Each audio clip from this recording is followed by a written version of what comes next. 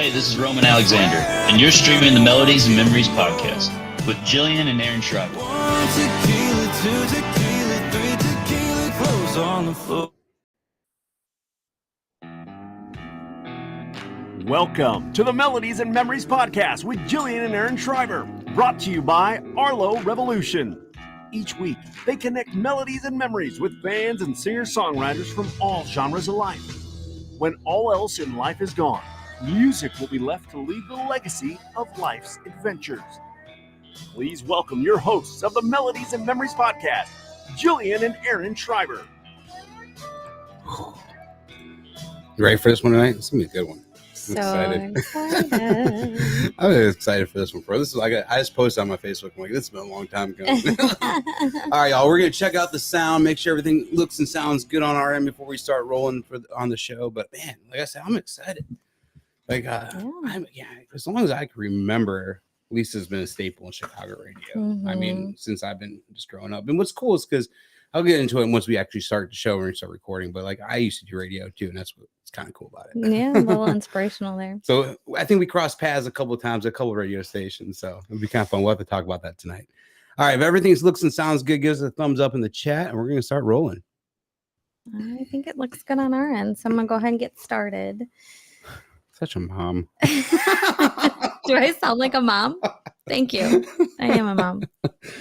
Hello and welcome everyone to season 7 of the Melodies and Memories podcast. I'm your co-host, Jillian Schreiber.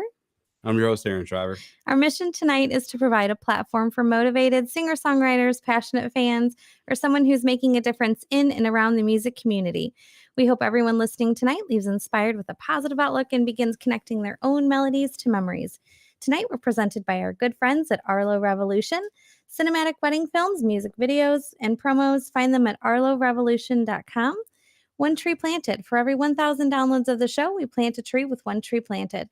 Download the show on your favorite podcast app. And pod decks. Pod decks are the hottest tool to get your next great interview. Unique interview questions in the palm of your hand. Our on-screen sponsors are Art on a Higher Wire by Joelle. Original and custom artwork inspired by your life moments, treasured photos, and memories. Looking for ways to support or sponsor Melodies and Memories music media? Head on over to our Patreon page where tiers start at just $1 a month.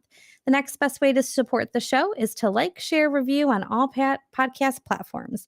Remember, you can watch us live every Monday night at 7 p.m. Central on Facebook and YouTube, where you can interact with the show, ask questions, and join in on the chat with your favorite guests. Visit our website, melodiesandmemories.com, for music news, concert reviews, photos, playlists, and more. You said Monday night, so I kind of laughed because we took 6 weeks off, so we got to double up a couple weeks. Yeah. It is a Tuesday night, not a Monday night. So I love it. But no, I like I've kind of mentioned, I used to work, when I first got out of high school, I didn't know what I wanted to do. I took a year off, and then I went to Illinois Center for Broadcasting in Lombard. I remember I did an internship at B96 for a little bit. Then I went over and worked, I don't even know, it was like research and development or something like that. I literally went through a phone book at US99 and called people at like 7 o'clock while they're eating dinner and be like, hey, what radio station do you listen to? And that was my little gig at US99 for a while. But then I got to go over to 97 ZOK in Rockford and work with Steve and Steph, or Shannon and Steph, I think, in the morning. I was kind of like their goofball for a little bit on air and off air a little bit. It was fun. It was a cool little thing, but I started working pool construction, and that paid the bills more than radio did. So. And then you met me. Yeah, and then I met you, and we moved to and it was all Mississippi. history. Yeah. But it was really cool because Lisa has worked at US99 and ZOK. She's worked the same station, so that's why I said we crossed paths Kinda a little cool, bit. Yeah. And it's really can be cool to talk to her. So tonight we welcome in Lisa Dent for episode 164. A native of Rockford, Lisa began her radio career in Fort Atkinson, Wisconsin. Over the course of her career, she has worked at stations in Minneapolis, San Diego, Seattle, and Houston, establishing a significant and well-known presence in Chicago radio. In 2002, Dent returned to Chicago, where she hosted shows at award-winning country music stations like US99 and Big 95.5. In 2006, Lisa was inducted into the Country Radio Hall of Fame. Currently, she is a host on WGN Radio, and her hard work and passion are still evident to this day. Tonight, we are honored to discuss the melodies and memories that make up her journey. We're going to welcome Lisa on. Hey, how are you two doing? How you doing? Good. I'm so excited. I was over here rambling about my radio career. I was like, man, I can't wait to bring her on. But yeah, I used to work for US99. Man, this is probably 2001. And then ZOK was, I think, 2002-ish. So I had a blast out there. So that's kind of where you kind of got your start. But welcome to the show. We are very excited to have you on. Yeah, man, we start the show the same way every week. You're a music person, so we want to know kind of your music background first and what you kind of was listening to, or what was playing around your house when you're growing up.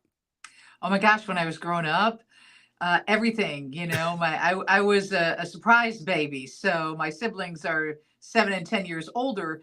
So my dad was a World War II vet, and they liked that big band stuff, but he really loved what is now identified as, older country. But back then it was, I'm guessing, what was played on the radio.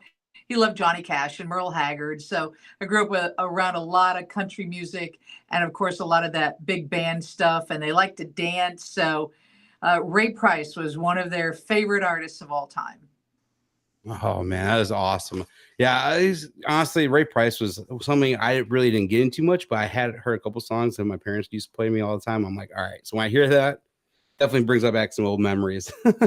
Yeah, for sure. I mean, all those childhood memories, you might not even realize that they're coming, back. I mean, you're just like, that's familiar. Like, why do I like that? Why do I gravitate toward that? The influences for sure. So your dad was a big Johnny Cash fan, I heard, and he used to embarrass you a little bit with that. Oh my God, he would drive me to school in the Buick Electra 225. And he'd have it cranked and like, please, Dad, come on, man, let's just put on some Aerosmith or something, or let's put on Led Zeppelin or AC/DC, and he'd just turn it up louder and laugh and make sure he drove through the parking lot so that everybody could see and hear. And I look back, I go, I don't even know why I was embarrassed at that time, but I think you're so fragile at that age that you just want to be accepted by your peers, and anything that makes you look different. Different. Yep.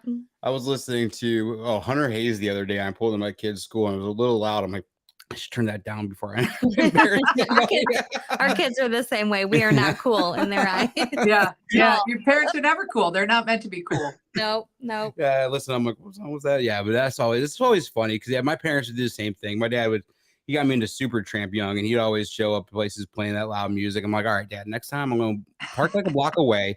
I'll meet you down there, dude. Just play your music over there. We'll be good. But then you love it. Well, I'd get in the car and I'd tell them to turn it up a little louder. Yeah. Once I was in the car, I was like, hey, once they see me gone and I didn't drive, all right. We always ask everybody about their first concert experience that they remember going to, and just kind of what they took away from that. So who was your first concert? Well, I want to say that my parents probably took me to see Donnie Marie at a county fair or something. But the first one that I went on my own, my cousins from Wisconsin came down to visit, and they're like, oh my gosh, there's this band playing at the Rockford Armory, and we got to go see them. And they dragged me along, and I'm guessing maybe 12, I'm not sure. And it was Blue Oyster Cult. Oh, all right.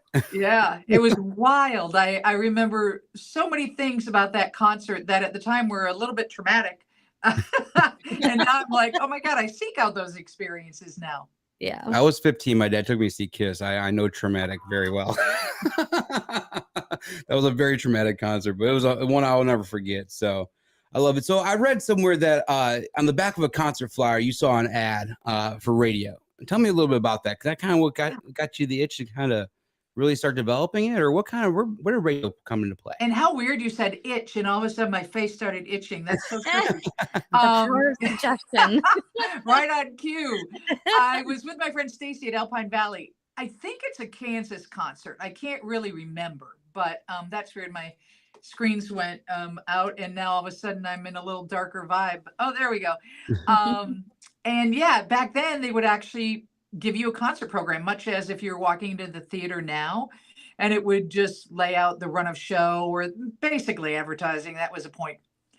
And I, you're sitting there, you're on the lawn at Alpine Valley, you got nothing to do. I'm looking at it, and it says Jock Itch on the back, and it's got a microphone, and I'm like, damn, look at there. You could actually go to school for broadcasting. Like, I had no idea I had these big plans to go to the University of Minnesota, and parents were set on it. And all of a sudden I go home, I'm like, you can go to school for radio. And I think I was 15 at the time. They're like, yeah, no. I'm like, no, do you know you can go to school for this? And they kind of just brushed it aside. But I'll tell you what, I was on it, and I decided to get into a contest in Rockford, and it was, to win a job. And at that time, I think I was 16, and I was going through this whole audition process to win this job, which, looking back, I had all the bravado in the world, but who would hire a 16-year-old? They didn't. But that was just the first taste that I got. And I'm like, I'm in, I'm all in. This is all I'm going to do my entire life. So you finally, after you got out of high school, did you went to Fort Atkinson, started your career in Fort Atkinson. Was it was it country radio at the time? What kind of station was your first gig at?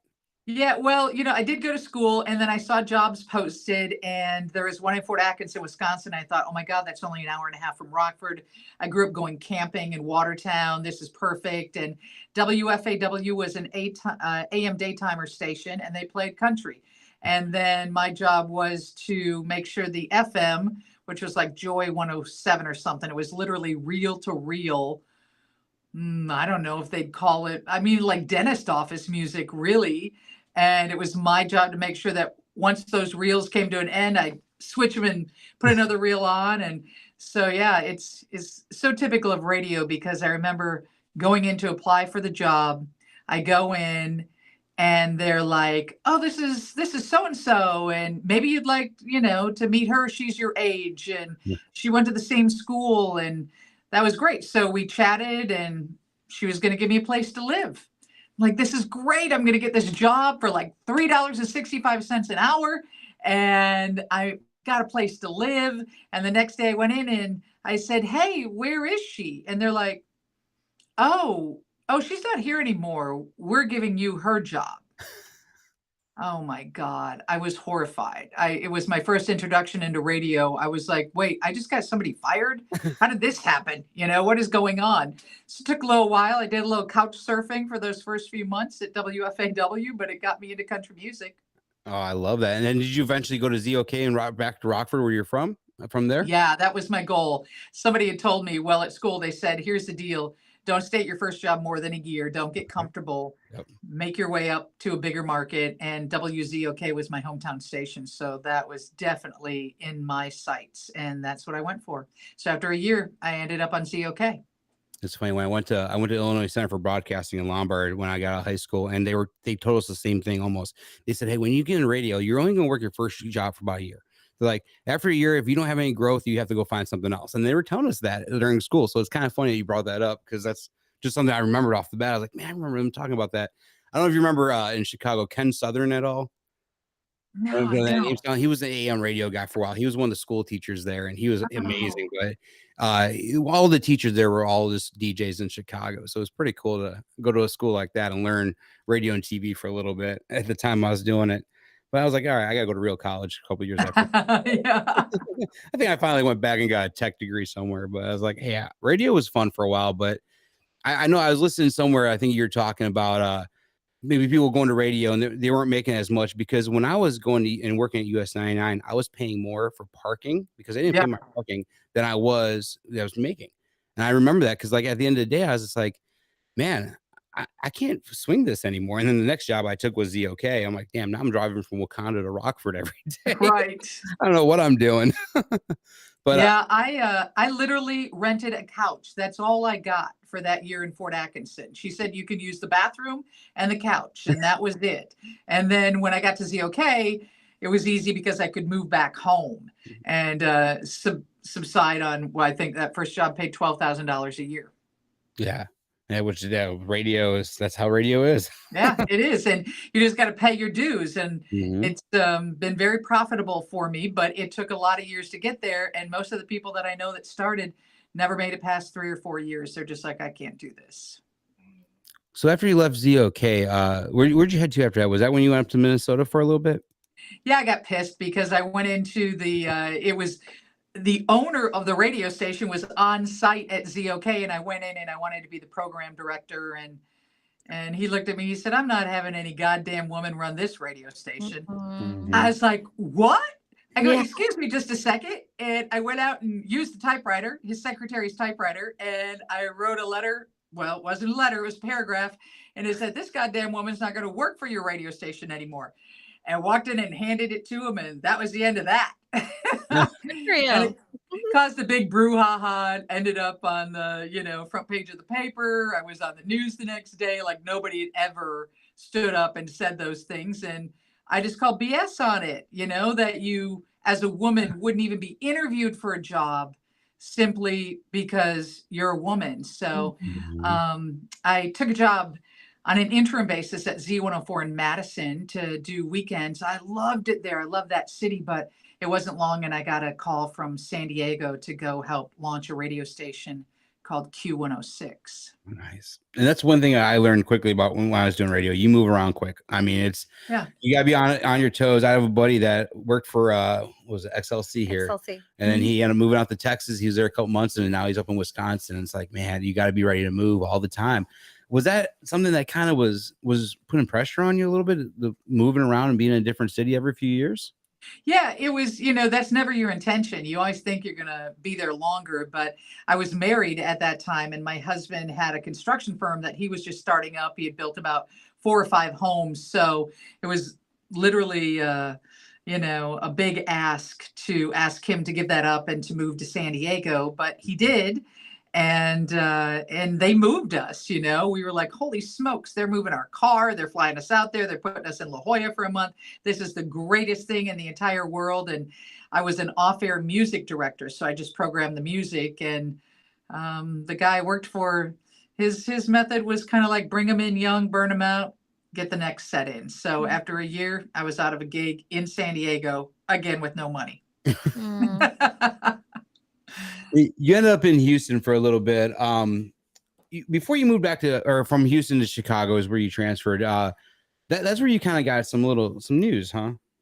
Yeah. So all kinds of things happened. So my first foray back into country music was in San Diego. I went to KSON, which is a legendary station, made my way up to host of the morning show, first female to host a morning show in San Diego, and then San Diego to Minneapolis for another launch. And then Minneapolis to Seattle, and then Seattle to Houston. And each one of those gave me an opportunity to host a morning show.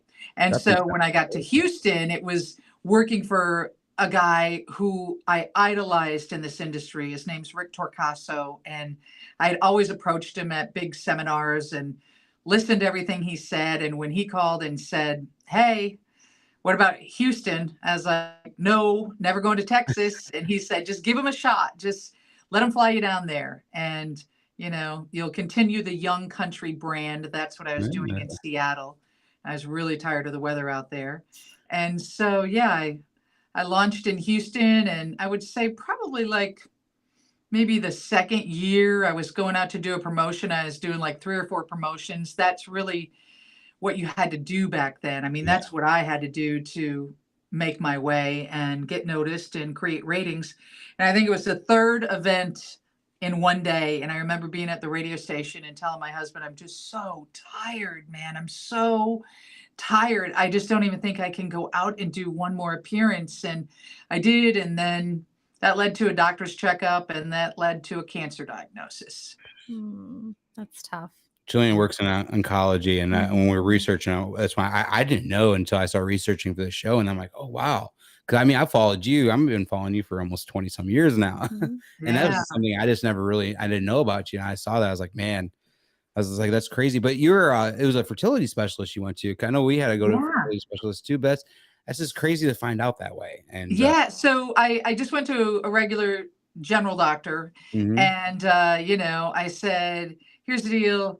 I'm tired and I don't feel good and I never get my periods, and I've had people check me before and they say it's not a problem, but I want to have a baby.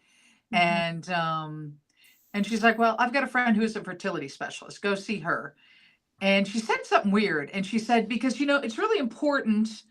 And, I just had a patient in here a week ago and was diagnosed with cancer. And I thought, well, that's a random thing to say. So I went to the fertility specialist, and she started asking questions and did some tests. And then, I'm on the air in Houston at 8 a.m. and my husband, Liam's dad at the time, calls and he goes, you need to come home after work.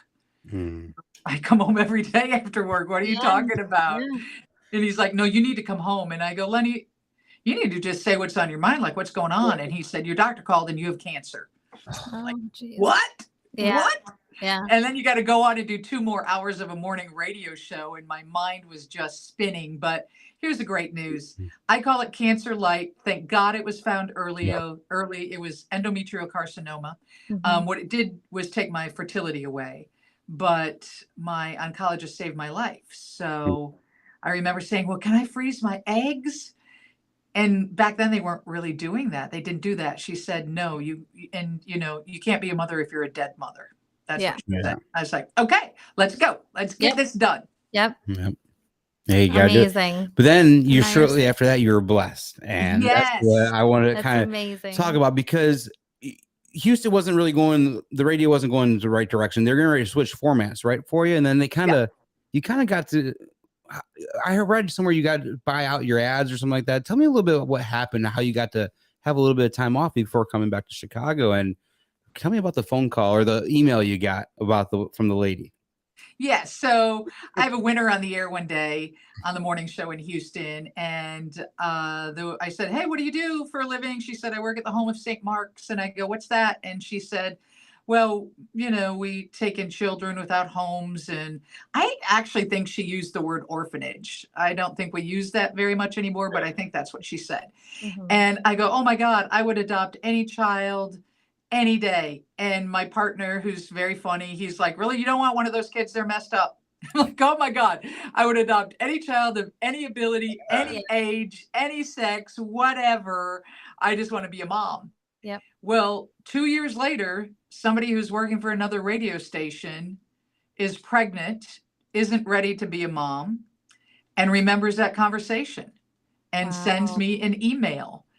And at that time, I would just get emails and my producer would print them out and I'd put them in bins, like, do this or he does this. I don't even really remember.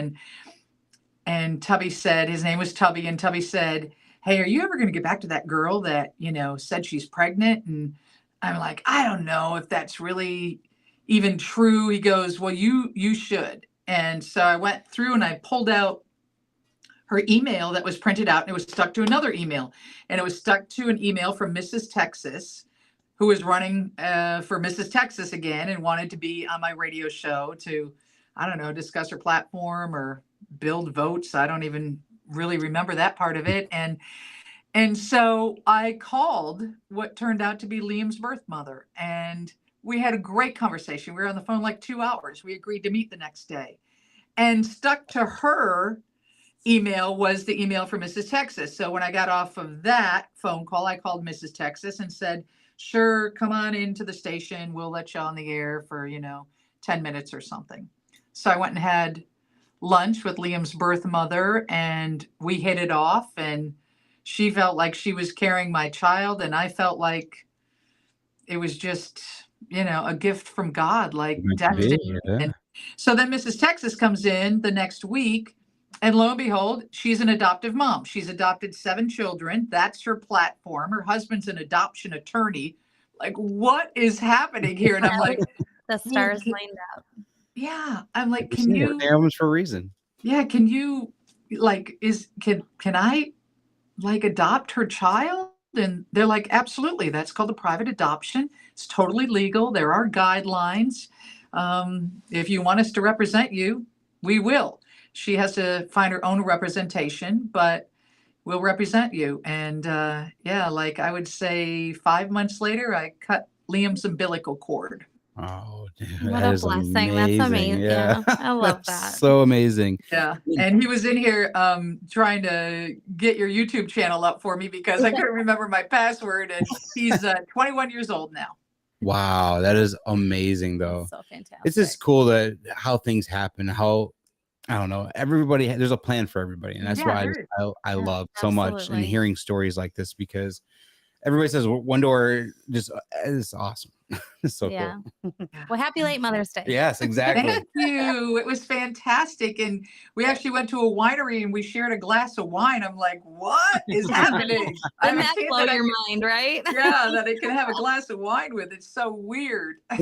Oh my goodness. Mine are 6 and about to be 9 on Saturday, and I am not ready for that. No, you'll way. blink. Honestly, Kenny Chesney's song, Don't Blink. It's so true, man. It So goes true. It was fast. funny. Last year at my 40th birthday party, I had it down in Nashville, and we had a bunch of songwriters, and Chris Whalen that wrote that song played, and he sang that song that night. And I literally sat there with tears in my eyes, just listening to the song "Don't Blink" by the songwriter on my 40th birthday. And I'm like, this is life right here. This is what life is all about. Just listen to that, because honestly, it's true. If you blink, and I'm sure you've played a lot of those songs over the years on the radio. I do want to ask you real quick, though, the first time you ever played a Johnny Cash song on the radio, how did that make you feel? Because just knowing your father growing up was a diehard Cash fan and everything else, playing that first Cash song, how did that feel, and what song was it? It was awesome. Ring of Fire at WFAW in Fort Atkinson on a cart. We were, sometimes we'd actually spin records back then in that small studio as well.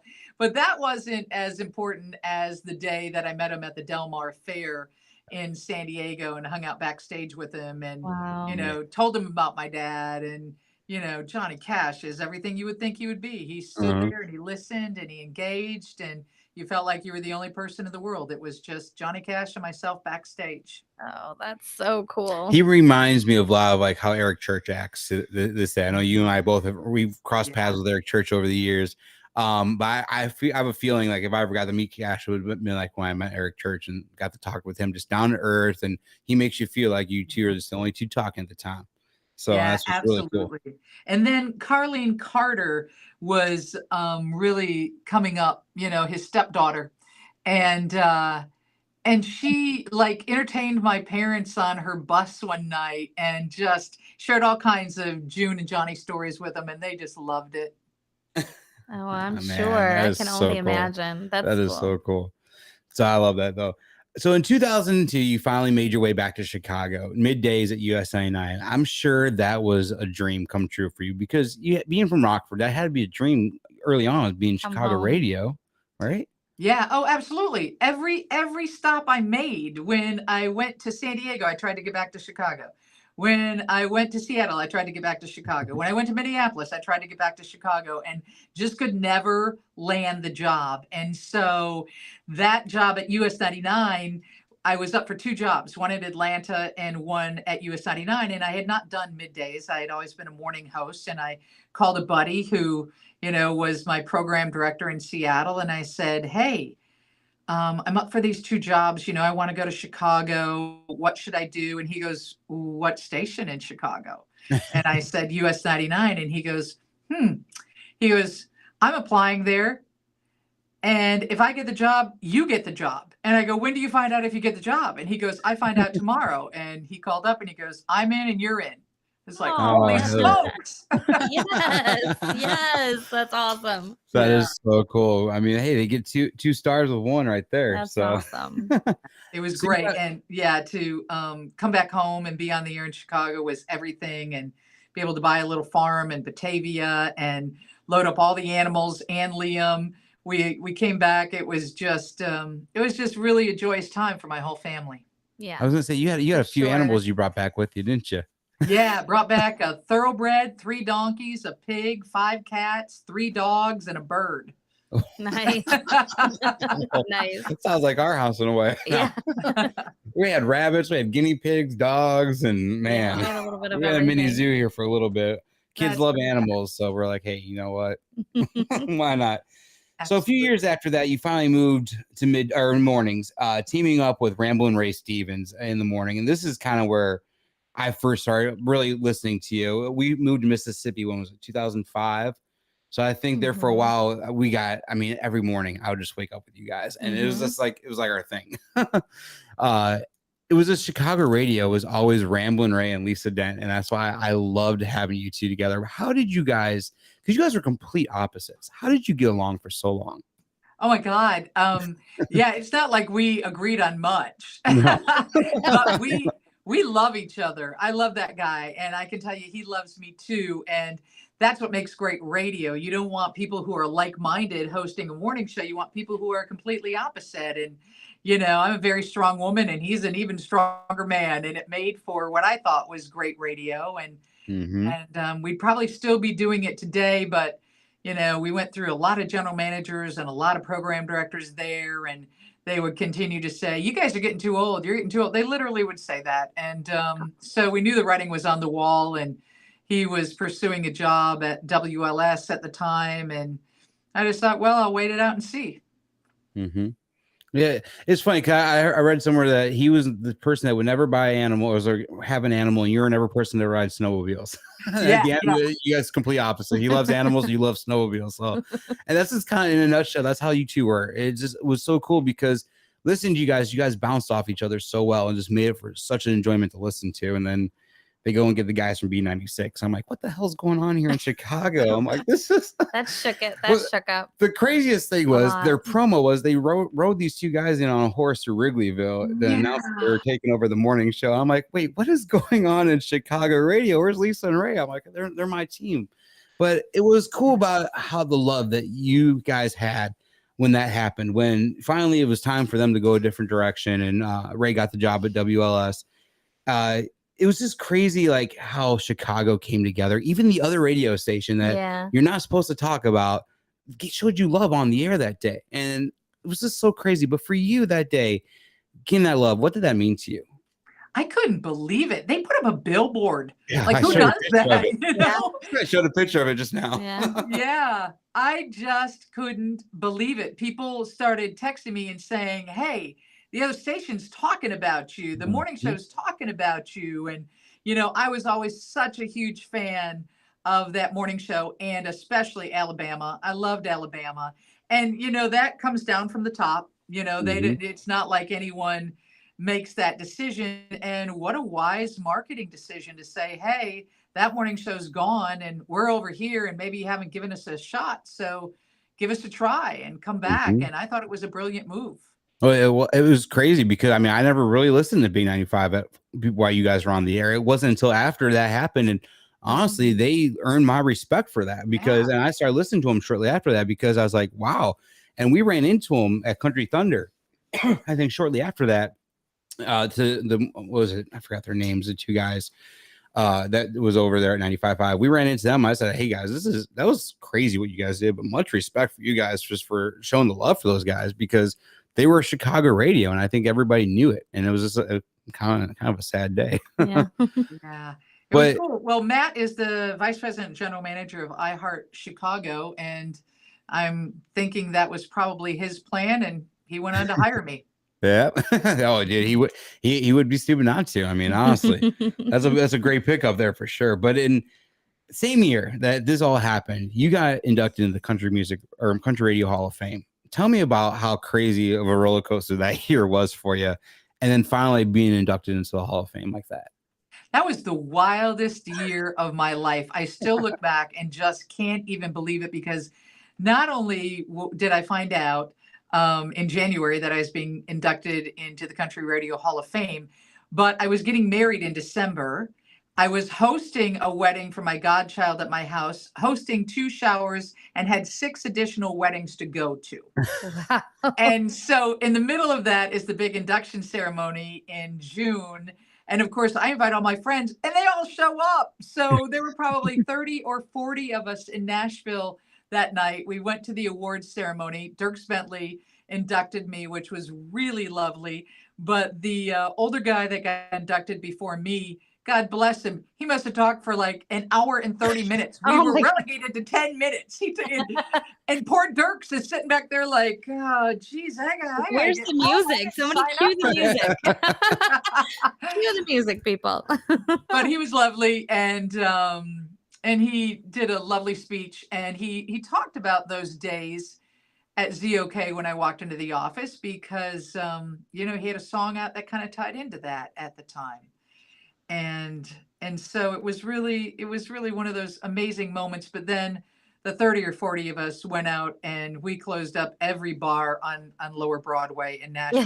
It was just, can I swear? Yes. It was a shit show, man. It was pandemonium. I've never seen such craziness out of my crew.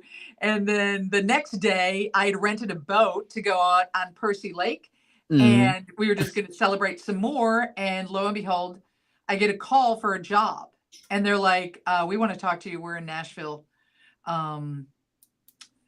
I'm like, okay. So I missed out on the boat trip, but we did Oh the man. Nash Trash tour the next day. That was fun, but that was just one of the greatest weekends of my life. It was so fun. And then I come back and I get fired. They blow up the morning show, which Ray kept saying. Ray said, they're going to put you into the Hall of Fame and then they're going to fire you. Oh, God, he called it. He was right. Oh, my gosh. I can't believe that. That is hilarious. Well, then a couple years later, you did jump ship, or not jump ship, but 95.5 did finally smart up and bring you on for the weekends, and then moved you to middays for after a while? Yeah, absolutely. Lance Houston, who is just a great radio guy, worked for iHeart forever, came in to program. And the other program director had talked to me too, but hadn't really offered anything. And I met Lance and fell in love with him. And he said, hey, I can't do anything right now, but is there any chance that you'd work weekends? And I'm like, absolutely, I'm in. It sounds fun because no pressure, no ratings pressure. You just come in, just do weekends and have a good time and spend the summer in the city. And then Alabama, who was doing middays at that point, just wanted to go live life and find another job. And she called me and said, hey, I told them I'm not going to renew my contract. And I said, do you mind if I call and ask for your job? And she said, nope, that's why I'm calling you. And I said, oh, Nice. thank you. So yeah, I jumped on and did middays, and then COVID hit and I built a studio. It was above my garage at my house in St. Charles. And so when COVID hit, I was like, oh my gosh, I'm not coming in anymore.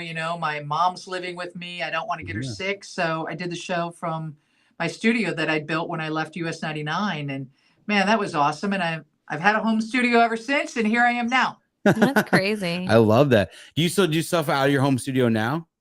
Once in a while, I do. WGN has been so gracious because they know that we built a house near our farm. I married a farmer, and he lives in, well, I guess it's considered really Western Illinois. And so we built a home once I was out at Big 95 when they flipped the station. I was like, well, I'll just do voice work. Hopefully I'll work for XM and just cut voice tracks or something. And so I did a little mini studio here because my studio in St. Charles was 600 square feet. And then I get a job from WGN. And I'm like, oh my gosh, like this is my dream job because it's a job you age into. It's not a job I could have done at 30. Sure. I still get a kick out of playing music bumps. We play music bumps from, going into every segment where I talk, and it could be so random. It was like George Clinton today and Aerosmith and Van Halen or whatever we want. Yeah. We talked about the Riot Fest today coming to town. And so, That's a huge lineup they announced today. I mean, if you guys are in Chicago and know Riot Fest at all, huge lineup. Foo Fighters, The Cure. God, I can't believe all the names they were dropping. And they don't have a permit yet. The Chicago Park District has not given them their permit yet. Oh my goodness. How they are every year. Riot Fest is always, they're the ones, we talked about this last night, the quotes, better ask for forgiveness and permission. That's Riot Fest. Yeah. Yes, absolutely. So you mentioned WGN, and that's something I want to talk about real quick. Dude, it's so awesome. Finally, WGN announced their 100-year anniversary, and then they also announced that you were coming on and working for them full time. And that honestly has to be a dream come true for you because WGN is the it show. I mean, it was the it TV channel here in Chicago, but for radio, that's where all the legends have been born and came from, I feel like. Yeah. And now it's only meant to be for you to be there because honestly, you're the next legend here in Chicago radio. But that's why.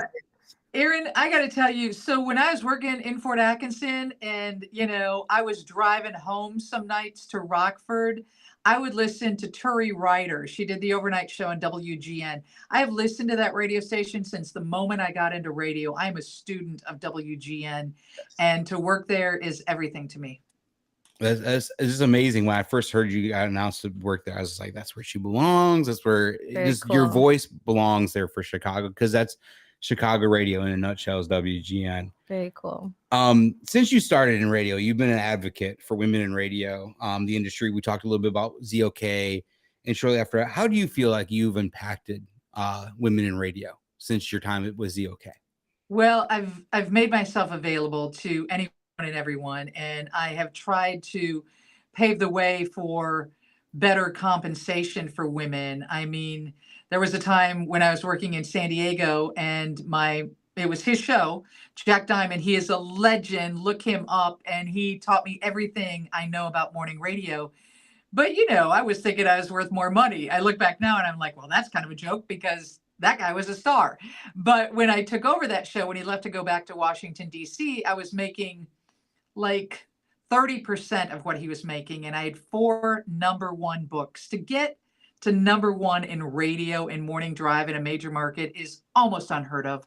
And so I was making a ton of money, like lots of money in bonuses, but I wanted that foundation. I wanted that compensation, and we battled over it, and I didn't win, and I left. And that just spurred me to work harder to make sure that women got appropriately paid in this industry. So I would speak at conferences.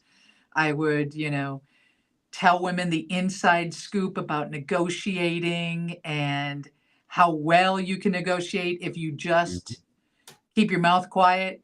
Like when they throw out the number, don't say a word. Do not say a word, just look at them.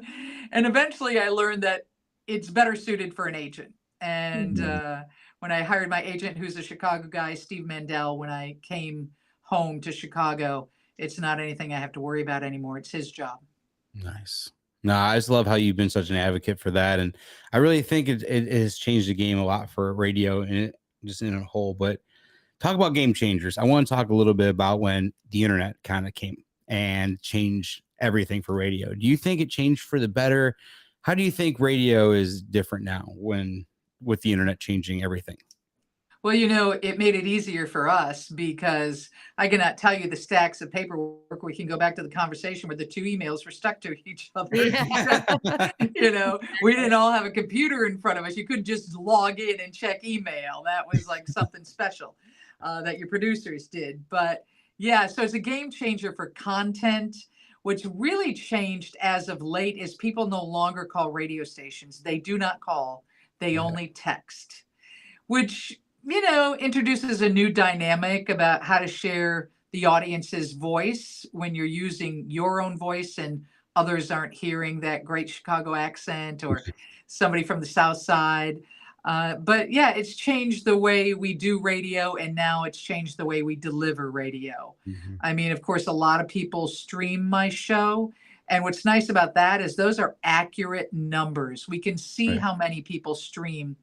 Arbitron, which is the rating service, Nielsen now, that surveys radio, they only talk, or it's digital now. It's done with a PPM meter.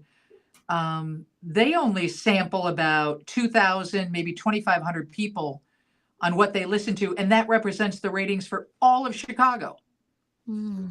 So 2,000 people are determining who's #1 and who's number 30 in Chicago when they're missing out on hundreds and hundreds of thousands of people. So streaming is nice that we know exactly who's tuning in and how long they listen.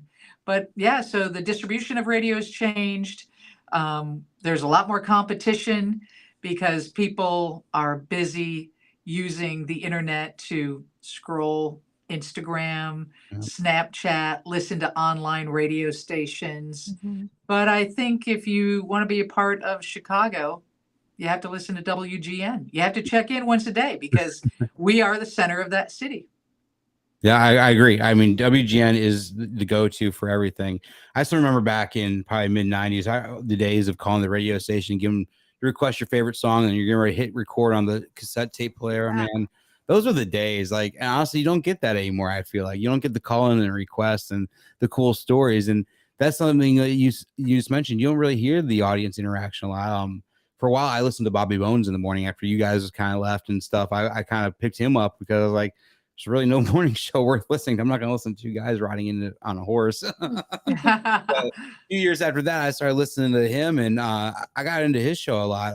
I really had respect for a lot of that. I just haven't listened to much at all lately. I've been so busy with everything, but it was awesome. So yeah, I like Bobby. I really do like Bobby. You know, his goal is to go and be the governor of Arkansas, which just cracks me up. That's what he wants, and that's home for him. And I really believe that Bobby is that person. Whatever he puts his mind to, he definitely will accomplish. I've never seen such a motivated human being in my life as Mhm. Bobby Bones. It's just, but you know who I grew up listening to was the original Boogie Chick, and that was with John Records Landecker. And Landecker is now on WGN. He does the night show and he still does the Boogie Check. And that's way before your turn, way before you, Jillian, or you, Aaron, were even born, probably. But I remember my dad talking about Landecker and stuff way That's back when. Yeah, awesome. my dad's he's been a big WGN guy for years. Yeah. I mean, probably since 90s or so. My dad's listened to that radio station. That's just religiously in his car. So he's always talked about Landecker and everything. And so I got stuff from him, and I love it. yeah. It's funny. I'm showing a picture on here of you and I and another radio DJ from out in Omaha. Cool story was right before you and I got married, I actually had Eric Church sign my wedding boots, and I'm standing there talking to my dad in this meet and greet line right before we got to get up to Eric. And like I said, I've been always listening to the morning show. I hear this voice. I'm like, holy shit, I know this voice. Like, I know who that is. And there's Lisa standing like 2 feet from me. I was like, Dad, look who it is. And we kind of laughed, and we got this picture shortly after. That was just cool. And we talked shortly about crossing paths with Eric Church, and I actually got the guitar that sits behind me. I remember walking out, holding it, and bumping into you that night too. And so it's always just been cool to kind of crossing paths with you over the years, and you've always been my go-to DJ. Yeah. So it's really cool little things. But I cherish this picture all the time because it's like I remember like it was yesterday. That damn voice. Yeah, I was like, I know that voice. Yeah. I didn't. And was that Council Bluffs, Iowa, and yes, Omaha? It was. Yeah. Yep. Okay. So yeah, that was with my friend Ryan. Ryan is still one of my favorite concert going buddies because he's the only person that will buy pit tickets and push to the front with me. We're rude like that. I'm sorry. Yeah. That's what we do. And he said, just flying to Council Bluffs. I'm thinking I'm going to, a show. I wasn't paying any attention. I was busy working. I get there. We find out that it's Cornhuskers homecoming weekend or something. Oh my God, it was pandemonium. That audience was wild. That is a show that holds a lot of memories for me. And I just remember, seeing you and then seeing how Eric interacted with you and how much Eric respected you. And my gosh, I think he considers you one of his friends. I'm like, oh my God, this is so cool. Mm-hmm. We were lucky. We were in the right place at the right time back when we lived in Mississippi, and we got to really cross paths with Eric back then in 2006 when he first started off. And it was kind of cool because we got to see him before anybody else. I remember seeing him at Joe's Bar with like 6 of us. Yes, yes. From the whole crowd. Or in a Walmart parking lot with like 5 people. Yep. we were literally somewhere in Alabama one night. He came off the bus and he talked with us. He goes, I think this is all the people are going to show up tonight. I'm going to go get drunk and we're going to have a funky show. He's like, I guess we might as well start. Nobody's coming. He's like, it's going to be a drunk and funky show. And it was 5 or 6 people in a Walmart parking lot. And it was probably one of the best Eric Church shows I ever saw. He still went out there and played a full 90 minutes and played his heart out. And that's what I loved about the guy. Yeah, that's the key. I had a producer, Dominic Fortini, who saw him at Joe's Bar when there were like 6 or 8 people. Yep. And he said, I'm going to plant a tree with him. I'm like, you're doing what? We were there. Yeah. And Dominic, to this day, we still text about Eric Church. And Eric is my go-to. I mean, anytime I'm in the car, I always go to Carolina first. Yeah. It's my go-to album. It's on my playlist, and outside of Springsteen, it's probably what I listen to the most. Ah, man, I love that. Carolina's probably my favorite over the years. I mean, he just keeps getting better though. He's literally I call my generation's Bruce Springsteen, which is perfect for. I mean, I feel like that's his career he's modeling, and I'm kind of excited because being from Chicago, we have so many good concerts coming this summer. Yeah. And I'm going to see Springsteen at Wrigley one night and Church in Tinley Park the next night. So I give them back to back. I'm going to be there for both of them with you. Yes.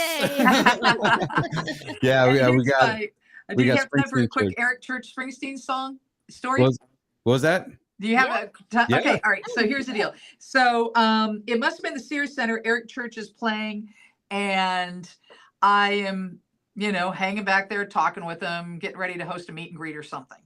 And I talked to him about Springsteen because, of course, I'm a Springsteen fan from way back. I really haven't missed a tour since my college days.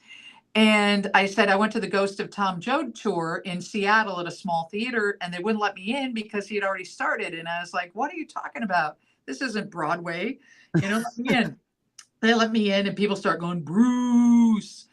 And Springsteen looks at the crowd and he goes, shut the fuck up. I don't come to your living room and shout your name. We were all like, what? Like, holy crap, I can't believe he said that. So I'm telling that story to Eric Church, and Eric is like, it's like all of a sudden, like a light bulb went off in his head, like, yeah, I want that kind of respect. I'm tired of people shouting at shouting at me from the audience. And it was just a great conversation about that. And I have such immense respect for Eric Church. I really do. And I think that he will stand the test of time like Bruce Springsteen. Oh, I totally agree. And that's just something I think we saw in him early on. We're like, this guy is this, he's it, because he puts himself in everybody else's shoes, and he's really relatable. But yeah, just like that attitude and stuff. Like, I got to have dinner with him one time, and we sat there at Texas Roadhouse.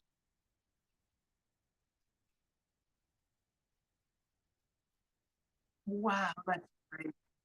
That's great. I was doing a Radio Row show in Nashville, probably for one of the award shows or something. And Jimmy Harnon was one of his record guys at the time. I think Jimmy Harnon is with Big Machine Records now. And he came dressed to Radio Row as 2 Pink Lines. And he walks in, I'm like, dude, what are you doing? Because Jimmy Harton's like a big star in the record industry and used to be a big star in the music industry. And he's like, 2 Pink Lines, baby. Eric Church's song, 2 Pink Lines. And I will never forget him in that outfit doing whatever he could to get radio people to listen to Eric Church.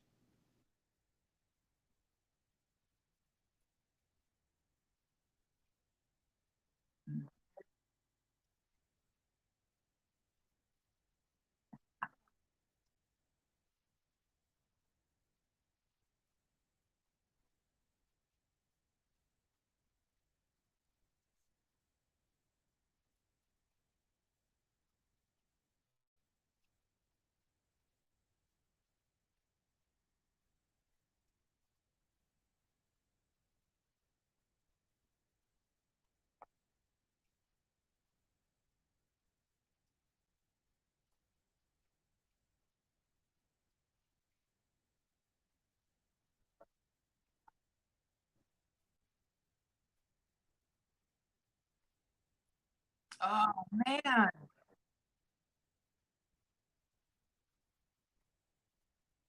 Right, right. Yeah, and who's, I mean, obviously Taylor's superstar, but you don't see Rascal Flatts on stage very much anymore. And obviously you see, oh, I can see you now. This whole podcast, I have not seen you. Look at that studio. That is fantastic. This is our basement. Oh my God, that's awesome. Just pop back up? Yeah. That's just weird. Yeah, it just popped in. All of a sudden, I'm like, there he is. Oh, how funny. That's funny. Yeah, so yeah, this is my whole church wall. That's pretty much our part of it. So just stuff we've collected over the years. God, that's great. That is just so great. Oh, I love it. All right, are you back now? You had a mini emergency upstairs? Yeah. So we took care of it. We're good. I had to check on my kids. Sorry. Yeah, I got the mom. I need you in the chat. We I had to go. Give them an hour every once a week. We're like, all right, you guys are on your own. We're going downstairs, record a show. You guys gotta be good. Now my son knows how to use YouTube, so he's in there making comments. He's watching us. That's awesome. All right. So before we move on, what does the rest of your 2023 look like? Any events or concerts you're looking forward to this summer? Any cool things that you got coming up that you want to talk about this year? Yeah, I'm really excited about Springsteen at Wrigley. I saw that tour in Minneapolis, and I'm really excited about Eric Church because, of course, I got the pit. Yes. God, you got to pay so much money for that crap now, Crazy now. Yeah, because, and I didn't mean crap, but I mean, all right. I mean, Ticketmaster. That's what I mean. It has nothing to do with Eric Church. I'll quickly just go offside. Do you think something would ever come and kind of put that to end? Because being in music and being around concerts, and everything, all these years, because I know you've been to so many. I've probably been to 1,000 concerts if I had a count. But do you think there'll be something that'll change the game for Ticketmaster the way it is? I'm hoping. I thought the Swifties, were on the right path. I mean, they got the eyes and ears of members of Congress. Now it'll move so slowly, but it takes people who are passionate and young and have an infinite amount of energy to fight this. I talked to Jerry Michelson. He is the founder of Jam Productions, that's talk about ticket stubs. All my ticket stubs were Jam Productions shows back in the day. And he said, since they allowed that merger, that for every 100 shows that they would have a year, Jam now gets 7. And my hope is that changes, because that is so frustrating to me. Mhm. The Cure brought it to light too by showing how the artists are not getting this money. Ticketmaster is scalping their own tickets, and it's tragic. Yeah, and then Ticketmaster buys Live Nation, and the two forces become pretty much a monopoly on It's a everything. monopoly, Yeah, and it's yeah. just it's insane. So I hope Yeah. to see something. Definitely miss the days of going to like Carson Perry Scott and waiting outside for tickets and everything else. So those were the fun days, or camping outside the Rosemont Horizon or something. But those Yeah, were or back then, we used to just, and I guess it's still like that for pit tickets as well. I mean, you get there early, you wait outside, and you hope that you can get to the front. You just hope you're a good runner. You hope you're a good runner and you don't fall. Yeah. We were at the Gorge in Washington to see Eric Church. And I actually told this guy, I said, hey, I got something on my memorabilia wall that you'd love. I got doubles of it. If you could get me front row, it's yours. I'll Because get you to sign something. I'm like, I ain't running this. This is Straight downhill. I was like, I'll be like a roly-poly. So, all right. Well, we're going to move on to our fun part of the night before we let you go. It's kind of a couple games that we get to play. Well, actually, before we play that, it's our Powered by Poddeck section. I pulled 2 cards earlier. One of them is who's the most interesting person you've ever met or ever got to interview? Oh, one of the most interesting people, I would say Jimmy Buffett. If you can talk to Jimmy Buffett off the mic, even on the mic, he's great. But he flew me down to Shrimp Boat Sound. I think that's the name of his studios back in the day for some stuff. And, I got to chat with him a lot when he collaborated with Alan Jackson. And he's an adventurer. He travels the world, and his stories are amazing. And he told me when I asked, where should I go? Where in the world should I visit? And he said Buenos Aires. And I think he spends time in Argentina quite often. And so I think that's on my list this year. Nice. Yeah. I would love to. Yeah, man, love to get out there. Yeah, we that's need, cool. We need to travel one of these days on the road, just like Yeah, kind when of go our see the kids are world older. when they grow up. Now I gotta ask you this because it's kind of a side question. Who's been like the worst interview you ever had, if you could talk about? Because now that I'm doing this, we do like a music media page, and when we go to shows, we'll interview some artists and stuff. And there's been a couple of times where I kind of interviewed people on the spot. I didn't know I was interviewing somebody, and it was like last minute. I'm like, crap! Now I got research. You do the best that you can. Lainey Gardner a couple of years ago. She's a singer songwriter. I got to interview her, but I didn't know I was interviewing her. I'm like, oh great! So I'm here trying to research. But who do you think has been your worst? Well, it wasn't them, it was me. And I am a diehard fan. I put him up there along with Springsteen and Eric Church. I'm doing radio in San Diego, and it's the late 80s and early 90s, and it's, a bunch of silliness on morning radio. And I have an interview with Rodney Crowell. And I don't even know what he was, what he would have been pushing then. But Rodney Crowell is so intellectual and so quiet and introspective and such an amazing songwriter. And, I can't get anything out of him. I can't get anything out of him because I wasn't at his level. I was just doing kind of stupid radio. And so I thought I put him on hold. And I go, Jesus Christ, what the blank is wrong with this guy? God. And I heard him go, what? And I went, oh my God. And I just hung up because I didn't know what to say. I was like, well, I'm never going to have another conversation. I was horrified. I love and admire Rodney Crowell so much. Of course, he was married to Roseanne Cash, Johnny Cash's daughter, Johnny Cash's grandchildren. I just can't even believe that I was that ignorant, and I got busted for bad-mouthing somebody. Oh God. Amazing. I know that's like your worst fear whenever, because you always start the show off and you have to hit mute and everything. I run the board and I'm like, is everything muted? No, this isn't muted. Oh crap. I think they just heard my kids scream. Like, yeah, we go through that. We go through that too, but that's pretty epic. That's great. So the second card we pulled is, what is the biggest high pressure situation you ever found yourself in? Oh, that would always be ratings in radio. They hold them over your head. And, I was very successful at US99. And there were bosses that would come in and thought that top 5 wasn't good enough. And, they'd hold your job over your head. They made it very difficult in that situation, the pressure of that, and not really knowing if you had a job from day to day. Most of my contracts in radio were 2 to 3 years, but, like when I left Houston and they blew up the radio station, they paid me for a year. I had an ironclad contract. So that was that I went off the air the week before Liam was born and had a whole year to be an at-home mom on CBS's dime, which was lovely. But negotiating those contracts and having your job held over your head based on ratings is really tough, because I think it's a flawed methodology. As I said earlier, if you've got 2,000 people voting on behalf of 1 million, it seems ridiculous. So yeah, and it can all be manipulated by marketing and billboards and stealth marketing and things done behind the scenes. But, that's why I love WGN. People come to that radio station. We know they listen. It's a part of Chicago, and they don't hold any of that over my head. They're just like, go do your thing. Have fun. We love you. That's fantastic. Yes, I love That's that. Great.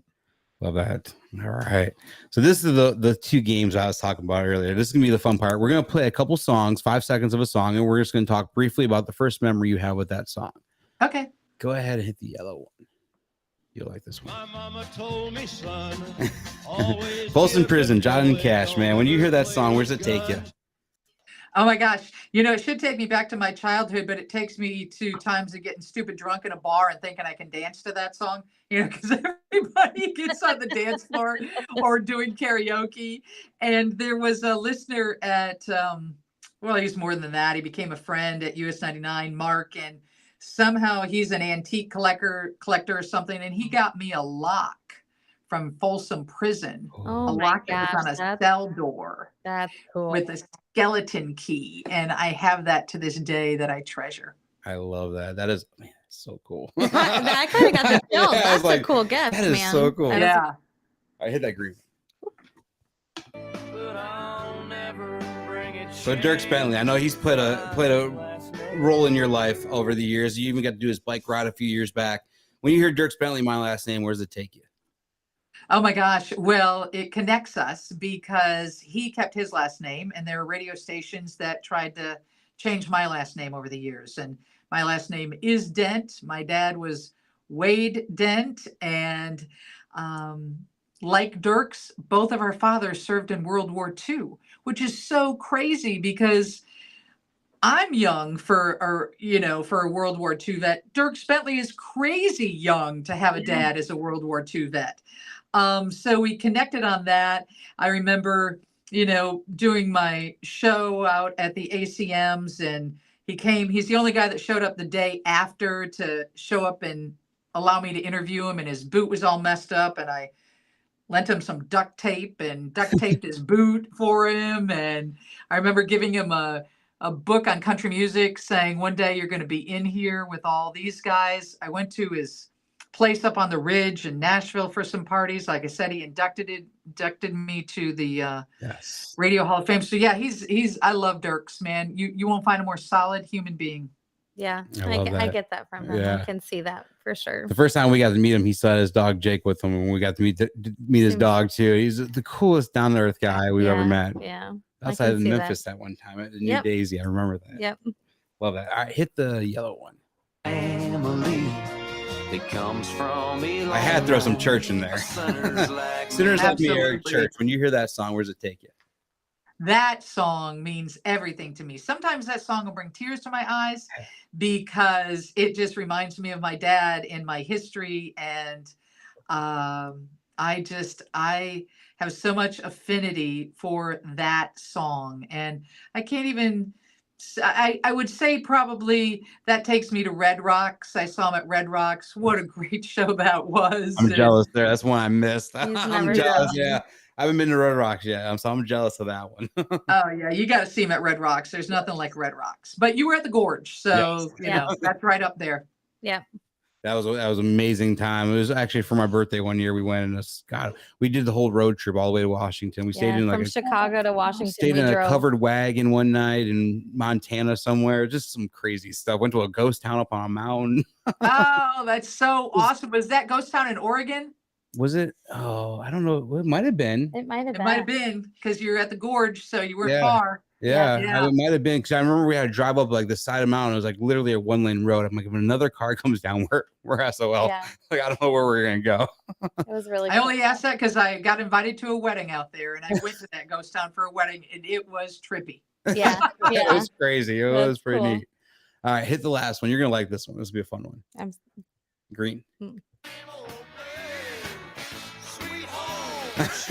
I had to put some Sweet Home Chicago Blues Brothers in there. When you hear that, where does that song take you? Oh my gosh, that takes me to Buddy Guy's place in Chicago. I don't know. I feel like that's the epitome of where music happens in Chicago. If you want to get down to it, I love Buddy Guy, but you know what? Also, I remember, working at ZOK in Rockford, and Vern Nolte, who owned that radio station, would throw the most epic Christmas parties.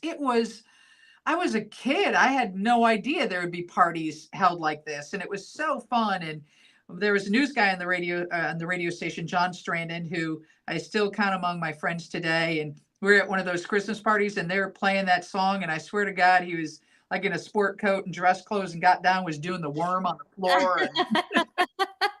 That's fun. I'll never forget that. That's awesome. I love that. All right. Well, right before we let you go, we're going to put you on the hot seat real quick. Ask you 10 quick questions. First thing that comes to mind, we'll just spit it out. The first CD or vinyl you ever purchased? Dr. Hook vinyl. Won it at a radio promotion. Nice. Where's your happy place? If you just want to go and relax for a little bit, where are you going? These days it's my farm. It's so peaceful. It's amazing. But if I could go sit anywhere, it would be on a beach on the island of St. John. Oh, I love that. Who has the best pizza you ever had? The best pizza is definitely at Capri in Rockford on State Street. Unfortunately, it burned down last fall. Vito Griziano is like 95, 96 years old. Probably made, I don't know, 200,000 pizzas in his life. And I'm praying that they will be back up and running so I can have another one of Vito's pizzas. We'll have to check that out. If we ever get to Rockford, they get back out. We'll have to check that out one day. What's your wallpaper on your phone? My wallpaper on my phone. Oh, it's fish. Like as if I was snorkeling off the island of St. John. Love it. What's a movie that can always make you laugh? Oh my gosh. I don't know. I can never remember what used to make me laugh, but I'm telling you what, I almost pissed my pants at Cocaine Bear. Dude, we watched that. He made me. I was laughing my butt off. I'm like, that's the dumbest thing I've ever watched. Like, I wasted an hour and a half of my life watching that. I loved it. And he loved it. Awesome. He thought it was hilarious. I mean, it was pretty. I was belly laughing. I was belly laughing. Like I was Santa Claus with the jiggly belly, man, laughing on that movie. That was a funny movie. I love it. It was so off the wall. What was your first job you ever had? My first job, outside of babysitting, probably been working for Penguin Foods in Rockford. It's a Polish family-owned meat market, and my sister married into the family, and they paid me cash to wrap meat. Hey, love that. That sounds like fun. What's the oldest thing you own? The oldest thing I own? You know what's funny is I was thinking about that because I was talking about camp. We're going to do this camp radiothon. So I have this thing that I made in camp, but the oldest thing I own that I think that I purchased, there are two things. And one is a rock that I bought at Alpine Valley at a Styx concert. And somebody would paint the lyrics of songs on rocks and sell them to you. And it's the lyrics to Come Sail Away. And I That's a cool idea. saw it the other day, and I'm like, oh my God, I still have that rock. Alpine Valley. We got some memories there. That's where I almost blew that grill. Oh, you did blow up the grill. You blew up the grill. I launched a lid about at a Kiss concert. Kiss and Motley Crue. Yeah, his gas grill. Now we have a terrified. We don't grill anymore because of that. Tell you what, the stories that take place in that parking lot at Alpine Valley. Oh. I was there in like 98 for the, I think it was like 98 was the first time I was there. It was a Tibetan Freedom concert they did there. And it was amazing. Probably one of the best shows I've ever seen. And it was at Alpine Valley. And yeah, I had this German guy next to me that didn't speak any English at all, but we had the best time. We had the best time. He was passing, I don't know what he was passing, a bottle of something, but we were just having a blast. What chore do you not like doing? What chore do I not like doing? I don't like picking up dog shit. And I got to do it all the time. I was doing it yesterday. I'm like, God, I hate this gig. And honestly, when I lived in St. Charles, there was a company called Suburban Scoopers, and I paid the guy $12 a week, and he'd come clean up the dog poop. Because for me, it's not only dog poop, it's pig poop too. Yeah. And now there is nobody out in Farmville that they're like, we're cleaning up after cows. Yeah. Nobody wants to work for $12 a week to clean up poop. Yeah. We live up between Gurney and Kenosha area. We listen to 95 Old Rock every now and then here in the area. And they used to have a guy in the morning. His name was Duco. He's passed since then. But he would every year, I forgot what they would call it, but they would have listeners call in and say whoever had the most poop in their yard. And they would get 3 houses. He would go pick it up and weigh it. And whoever had the most poop would win like a cruise or something crazy. But it was like a radio station stunt. I always tell Jillian, because we had 4 dogs at the time, like, we need to get in on this because that first spring. It'd be like every March or whatever. It was when they would do it. It's like snow melt. Whoever has the most weight in their yard. Yeah. That was always fun. I'm telling you what, you got 3 or 4 dogs. That's an ongoing chore. Yeah. Well, we had 4 when we got back. We're down to just 1 now. So, but we just lost our recent about a week and a half, 2 weeks ago. He was almost 17 years old. So, but like, he was a little rat terrier, and he made it. We moved to Mississippi with 0 dogs, and we came home with 4. So we had to pick up some strays and everything else. But we've always been a dog family, just adopting dogs. And that's why I love what your interaction with Paws too. Just everything you've done with them has just been amazing over the years. So thank you for that. For putting you what, we are kindred spirits, you and I, Aaron. We are kindred spirits.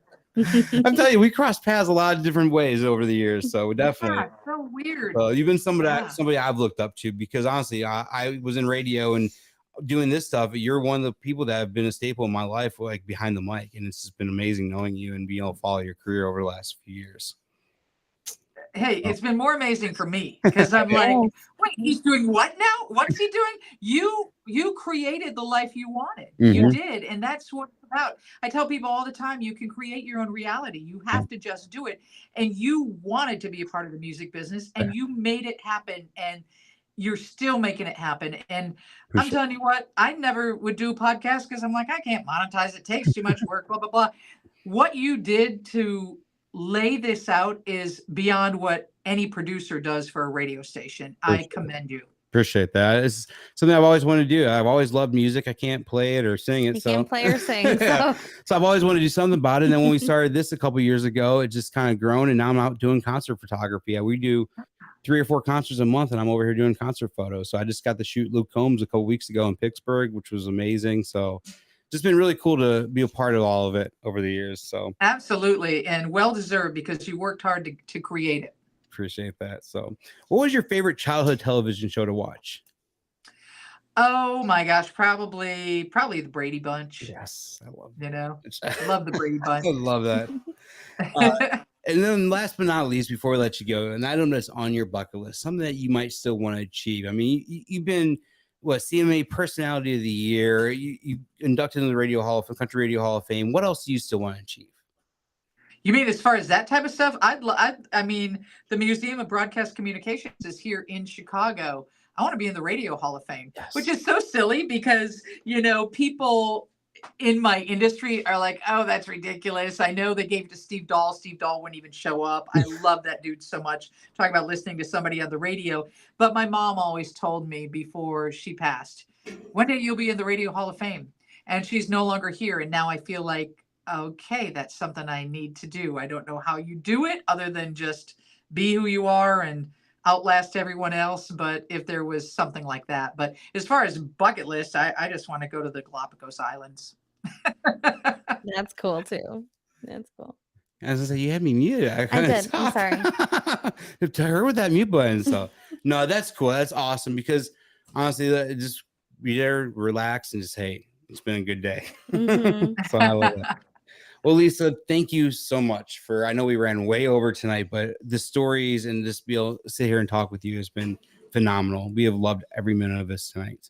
Absolutely. I am so thankful, and I can't wait to see you at Eric Church and Bruce Springsteen. Yes, we're gonna have fun. I kind of cheated the system a little. I don't know if I cheated the system. When I went in to buy Bruce tickets, the only thing that was left was handicap seats that were like in the middle. So I was like, I gotta buy 2 of these because the only thing I could buy. So I went ahead and bought those, and we'll figure it out when I get there.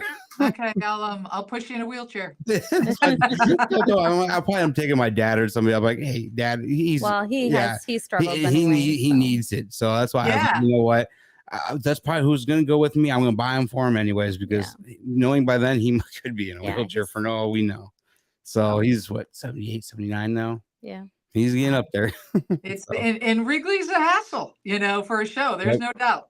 It's not as easy as other places. So. No, for sure. Not at all. We were there a couple years ago. Who did we see at Wrigley last?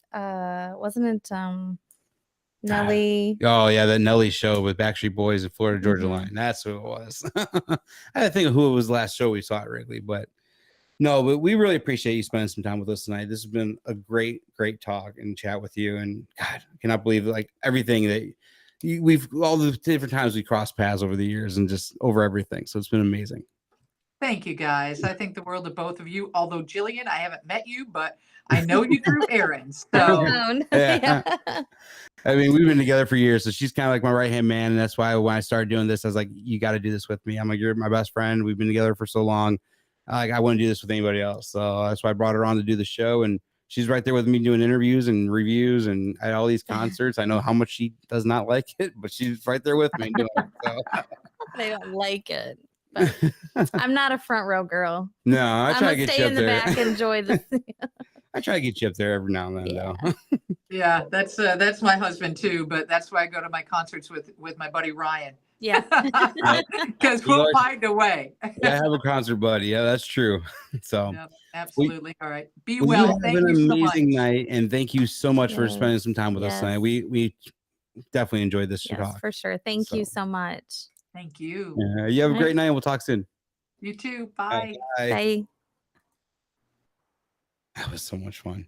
I love talking with amazing. her. Dude, I could literally probably went on. Like we never really talked about her career. Like we could sat here and talked about music and all of her different times in the music, like just being around it and stuff. Yeah. So, which has been great. I mean, even though we've had some visitors down here tonight. That's okay. That's okay.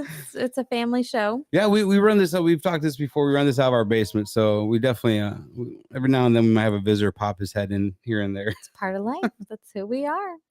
So you over here just running up and down all night. That's why I love the ability to turn your camera off. Now, so if you have to run upstairs. Aaron and I have developed a look. When I look at him and I'm like, I gotta go. He drops the camera and I take off. Which is amazing. But that's okay. All right. Well, before we wrap up for the night, we always go back and recircle back to our pod deck questions. So I want to ask you, who's the most interesting person you've ever met? Oh, most interesting person I've ever met. Honestly, either in person or when by profession, I'm a nurse and I'm a certified holistic nurse. And I think that the most interesting people that I met was through my journey getting my certification, and Marie and Veda are the two nurses who taught me and trained me. And I don't know, I thought they were so cool. I just think they're like awesome human beings. And that's probably the most interesting person I've met, people that I've met that have been impactful. Okay. I'm trying to think. Like I thought you were looking at me like, oh, that's not the answer you're looking for. No, I'm just trying to know. That's definitely the answer I was looking for. Like, who's the most interesting person? That's definitely the most. That's what I'm trying to think. Like, I've literally, like, I'm over here looking at my wall behind your head, and there's a picture of me and Shooter Jennings and Kid Rock and Miranda Lambert, and I'm like, But I honestly think if I had it's been on the show, and that Chris Hadfield, man, that Oh, astronaut. he was I so literally cool. like I was blown away by that guy. Like that was one of my favorite interviews. Lisa talked about not being, up to par talking. That's how I felt talking to Chris Hadfield. He was so smart, Mhm. but so I- kind. That was just one of the ones where I like, oh wow, we just landed. We got an astronaut. This is gonna be fun. And I just wanted to interview the guy so bad and but just he talk was- with him. But he was just so interesting. Yes, Every yes. turn, the next story that would come up was just so awesome. And then interviewing Tommy Chong when I got to interview Tommy Chong, and that's because I don't think I was on that show. that was before you started co-hosting with me. But that was, Yeah. I think he's like, even though Wow. he has done so much stuff, but he's done movies, music. I mean, he's Yeah. done so much. The stories that guy has to tell, Yeah. he reminds me so much of my father too. When he sits there and talks about stories and Yeah, stuff. it's kind of off the wall, Like I right? could sit and listen to Tommy Chong talk for hours. So That's those are cool. two. I mean, I never really met them in person, but I've had conversations with them. I got to talk with them, and I feel like I met them in a way. So Yeah. even though it's digitally, but no, tonight was amazing. We thank you guys for tuning in. We had a blast. Like I said, I could sit here and talk with Lisa for another hour about just music and all of her experiences through Mhm. radio. I bet 'cause, she's got some great stories. dude, she's seen it all. I mean, she's seen the transition of country music over the last few Mhm. years or whatnot, and especially with Johnny Cash. I mean, you just say from Johnny Cash to Eric Church. I mean, it was everything in between. Yeah. So this is, man, stories she could probably tell, and probably stories she can't tell. too. Yeah, I'm sure she's got a lot of stories. We she had probably can't tell. when we had Allison Mahaguru on, Mahaguru. that was some awesome Mhm. stories too. And I know Allison and Lisa know each other too, just from being in the Chicago media world over the years. So it was an honor talking with Lisa Dent tonight. We had a blast. We were thrilled that, like I said, we were thrilled to have Lisa on with us tonight, sharing her amazing stories and insight. She has already accomplished so much in her career. We can't wait to see what she will do next. Lisa's passion for her job and city is inspiring, and it has been a true pleasure to get to know her. We are grateful that she took the time to join us, and we hope that her story was inspiring to our listeners as it was to us. Thank you for tuning in, and we look forward to seeing you next time. Don't forget to catch up on everything you missed from tonight and past episodes over at melodiesandmemories.com, and we'll see you next, I think Tuesday night with another great show. See you guys then. The Melodies and Memories Podcast with Jillian and Aaron Schreiber, brought to you by Arlo Revolution. As we close the book on another chapter, remember, music gives a soul to the universe, wings to the mind, flight to the imagination, and life to everything. Next week, Jillian and Aaron connect more melodies and memories with the fans and artists they love. Thank you for being a part of this musical journey, and we will see you next time on the Melodies and Memories Podcast with Jillian and Aaron Schreiber.